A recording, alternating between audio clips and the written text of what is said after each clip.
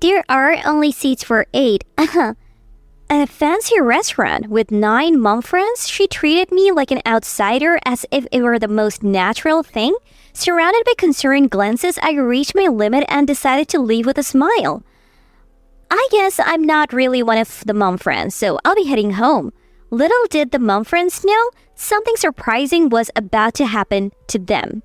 I'm Mary, 42 years old, a mother of 2 with a good relationship with my husband. I had a decent group of mom friends and was living a seemingly perfect life. Recently, a new neighbor moved in near my house. Her name is Emma, and she's 10 years younger than me. It seemed like her first time with child rearing, and she approached us wanting advice. But I was soon shocked by Emma's unbelievable actions. Hello, you're Mary, right? The first time we met, Emma approached me with an inquiring look. My mom friends and I stopped our conversation to look at her. The day was an open house for our kids, and there were people we don't usually see. Thinking Emma was one of them, I was surprised to learn she was actually a new neighbor who just moved in, and she lived near me. That big house? I had no idea, sorry. When I said that, yeah, that's the one. Emma beamed and replied cheerily.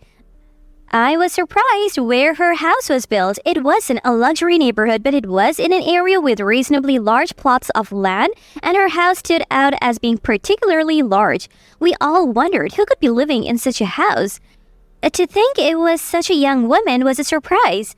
My husband is a bank executive. He recently got a promotion and we bought that house, the big one, Emma boasted. As I humored her happy tale, it started to feel suspicious. We have other properties too, like a vacation home in Aspen. It's such a nice place with great views and a comfortable environment. We always go there during long vacations. Oh, are you interested in traveling abroad? We travel a lot. Just recently we splurged and went to Europe. And so Emma's stories went on and on. We felt an unpleasant premonition as we continued to respond to her with forced smiles. Emma's attitude became increasingly blatant. You know, the people around here, well, they don't seem to be very wealthy. I was worried I might not find anyone I could get along with. But then I saw Mary's house. It's the biggest in the area, right? I thought we might become friends. Emma said this, smiling at me. Did she notice the sour expression of the other mom friends? Faced with her intense personality, I found myself blurting out, is that really an appropriate thing to say? What do you mean? I'm just telling the truth, she retorted. Since that incident, she became somewhat ostracized by the group. I intended to keep my distance too, but for some reason, Emma started to resent me. Oh, are all of you mom friends out for lunch? I next met Emma while I was having lunch with my mom friends. At that time, I had no idea she held a grudge against me. So I invited her to join us, but Emma made a face of clear distaste. A lunch with mom friends? That means gossip and bad-mouthing, right? You're probably talking about me, so I'll pass. Her cold words took me by surprise, but the other mom friends seemed to know something. Emma left her home that day. I decided to ask around. Then I heard that Emma was holding a grudge against me. Why? Did I do something? Well, remember the open house day? Since then, Emma has been telling people that Mary has been bad-mouthing her. Something about Mary being cold to her back then? But I wasn't cold to her, was I? I became increasingly confused and troubled. Then another mom friend said, didn't she get upset when you said something about being friends? Don't you remember? I tried hard to recall, then suddenly exclaimed. All eyes suddenly turned towards my voice. Feeling uneasy under their gaze, around the neighborhood, Emma was boasting so much that I had to express my concern. I said, the words I chose were, is that really the way to say it? That's all. Maybe that offended her? Hearing this, the other moms began to say, Emma's got a high pride, you know. I was worried about having unintentionally angered her, wondering what to do. As a neighbor, I wanted to maintain a smooth relationship, but if she's holding a grudge, that might not be possible. Other mom friends say that Emma has a high pride and often boasts about being wealthy. Her husband works at a bank and has a good salary, which is one of her favorite things to brag about. She always carries high brand items, and it seems she only eats at upscale restaurants and uses luxury ingredients. With such a stereotypical personality, one might think she would be easy to handle, but being resented by someone like Emma seemed like it was going to become a complicated issue. My apprehension was confirmed a few days later. I was meeting with the mom friends again at our usual cafe. That's when Emma appeared with a malicious grin and noticeably different demeanor than before. Looks like you're all gathered here again. I happen to have some time today, so I thought I'd join you, she said, looking around at us with a smile. We were speechless, exchanging glances. Then Emma proposed something unexpected. Why not leave this shabby place and go somewhere with better food? It turned out Emma was inviting us to her favorite upscale restaurant. We said we couldn't afford it, but Emma insisted she would cover everything. Reluctantly, we followed her to the new location. It was a historic restaurant in the area. We rarely get to come to places like this, one of the mom friends remarked. Emma nodded with a broad smile. Of course, with me you can dine in places like this. I have VIP entry to all the fancy restaurants around. Emma boasted proudly. I realized her true motive in that moment. She must be trying to win over the other mom friends. The way she provocatively looked at me made it clear I wasn't going to be included in her group. Her targeting my friends indicated the grudge she held against me was real. We entered the restaurant at Emma's urging. A waiter came over to greet us. Thank you for always coming. Hearing this, the mom friend started to buzz. She really does have VIP entry. Emma responded with a pleased look, then instructed the waiter, we'll need a table for 8. Hearing her words, the mom friends and I exchanged glances. Aren't there 9 of us? I asked. Emma turned to me with an exaggerated expression. It seems like you weren't enjoying yourself, Mary, so I thought maybe you should head home. Excuse me? Such a pity, but if you're not having fun, there's no point in staying, right? Bye then. I was stunned by her words. Ruminating over what she said, I realized she deliberately brought everyone to her territory just to exclude me. I always thought Mary was a bit clueless, kind of meddlesome.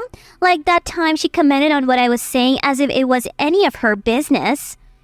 Emma said this with a mocking laugh. Clearly, she resented me for calling her out. I was surprised she would go to such lengths, but there was no way I could consider being friends with her after this. As I stood there in disbelief, Emma grew even more audacious. I might let you join us again if you promise never to be impertinent. I declined her offer with a wry smile. I explained that I only spoke up because that's what I felt at the time. But Emma glared at me displeased. How cheeky. I'm giving you a chance and you're still so annoying. Emma gestured dismissively with her hand as if to shoo me away. The other mom friends, sensing the awkward atmosphere, started to leave, but Emma wouldn't allow it. She pushed them into the restaurant with strong words, wearing a malicious smile. Looks like you'll be alone from tomorrow, Mary. Well, this place isn't really for you anyway. It's a top-tier restaurant. After all, unlike pretenders, only wealthy people dine here. Hearing this, my irritation reached its limits. It seems I'm not considered one of the mom friends, so I'll be going home. Feeling the gaze of the mom friends, I declared this with a smile. Emma looked triumphant. After giving Emma a brief glance, I continued. But first, let me say goodbye properly. As I said this, Emma looked at me quizzically. I brushed off her gaze and asked the waiter to call the manager. The waiter, with a surprised look, fetched the manager, an elderly man who soon approached. I greeted him as usual. Hello, thank you for always being so accommodating. And thank you. How are your children doing? Emma looked on in shock at this exchange. She quickly interrogated the waiter, demanding to know what was going on, and turned her gaze to me. Before I could answer, the manager spoke up to Emma. There's no mystery here. Mary is the owner of this restaurant. At these words, Emma looked even more astonished. She glared at me defiantly. I immediately smiled. Emma, thank you for always patronizing our restaurant. As the owner, I'm proud you like it so much. I look forward to your continued support. My words left Emma dumbfounded. She probably never imagined her favorite restaurant was owned by me. She must think I have made her lose face. So I'm likely to be disliked by her even more now. But that's okay. Since I'm already resented, a little payback to embarrass Emma shouldn't be a problem. Thinking this, I continued to smile at Emma. Emma glared at me sharply, seemingly at a loss for words. As we faced off, the manager looked puzzled, not understanding the situation. Then he seemed to catch on and backed me up. Mary had been a great help to many restaurants, including this one. Though it's an old establishment, it once struggled with management. That's why Mary stepped in and revitalized it. We can't thank her enough. Emma's disbelief deepened at the manager's words. I thanked him. It's because this restaurant is wonderful, I added. The manager laughed heartily at this. Emma watched our exchange with frustration. I'll be leaving now. Oh, and these ladies are my mom friends, so please take care of them. Certainly, Mary. Please come back with your family. We'll make sure to give you our best service. How far will you go to humiliate me? Marry the owner? That's impossible. Emma protested. I reaffirmed it's true, but she seemed even more irate. This is just one of my favorite restaurants, but fine, if this is Mary's place, I'll never come back. There are plenty of other good restaurants, like that French restaurant on the corner. She pointed outside. The restaurant was upscale too, and I exclaimed, huh. That's a restaurant of this manager's brother, so it's also under my management. Actually, most of the upscale restaurants around here are. You could say I'm a consultant in this field. Emma looked at me in astonishment. Didn't know they were brothers? It's understandable that you didn't know. Emma's face twisted in frustration, and finally she started to rant about being ridiculed. Surely you're just humoring me. Manager, you'd better side with me now. My husband works in banking and deals with loans. If you side with this woman, you will never get a loan from the bank again. At Emma's words, the manager looked troubled. I probably had a similar expression. As the mom friends tried to intervene, Emma continued to rant and insult me. Then, a man in a suit appeared. Seeing him, the color drained from Emma's face. Well, what are you doing here? At Emma's words, the manager, mom friends, and I all turned to look at the man in the suit. He looked serious and was taken aback by the sudden attention. Emma quickly approached and grabbed his arm. Listen to me. That woman is making fun of me. I don't know if she's some consultant or whatever, but it sounds fishy, right? And that man next to her is in on it too. Don't lend them anything, no matter what they offer. Emma's husband, who was visibly shaken, looked at me and exclaimed in recognition, Long time no see. How's business been lately? Emma looked at her husband in shock upon hearing this. Then her husband explained about me, similar to what the manager had just said. Emma's complexion grew worse as she listened. I briefly greeted him, explained the situation, and mentioned that things were getting a bit heated. Emma's husband's eyes widened in surprise. I'm sorry for any trouble Emma has caused. Emma, what on earth are you doing? Mary is one of our valued clients. Why would you lend money to someone as dubious as her? Emma appealed to her husband, who shook his head. Banking is about trust. He said, Don't cause any more trouble. What if you damage the bank's reputation? Besides, Mary is not dubious at all. Most businesses she's involved with are doing well. She even returns loans with interest within a few months. She's very skilled. Emma, apparently displeased by her husband's praise of me, approached me with a menacing look and raised her hand to slap me.